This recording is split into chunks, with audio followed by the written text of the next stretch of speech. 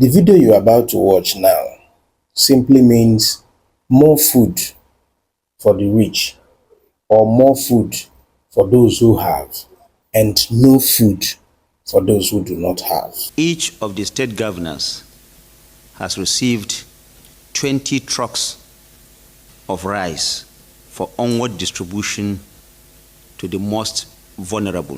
Thank you, federal government, for confirming that each governor in the 36 states of the federation plus the FCT have all received 20 trucks of rice that is meant for the poor in Nigeria. But I want to ask, is it only rice that you gave them? Did you not give them what they will use to cook the rice? Or are the governors empowered to give them what will go with the rice? Because nobody will just boil rice and eat it like that. If you're giving them rice, also give them what they will use to cook the rice. That will mean that your giving is complete. But if you give only rice and didn't give what to go with it, it means the giving is not complete. But I want to ask, why are we pretending, or why are we behaving as if we do not know that the poor in our environment do not get all these handouts, all these palliatives that the federal government is giving every now and then? The other time, some amount of money, about 5 billion, was given to each state governors for the purposes of palliative. Later, the governors were saying that the monies were deducted by the federal government. I hope that the monies used in buying these 20 trucks will not also be deducted hereafter.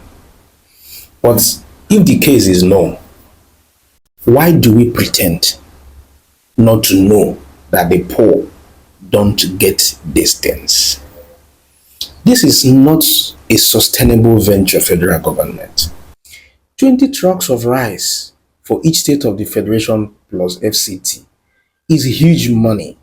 And I'm sure that the contractor who was contracted to supply this rice for the rest of the year might decide not to do any other business.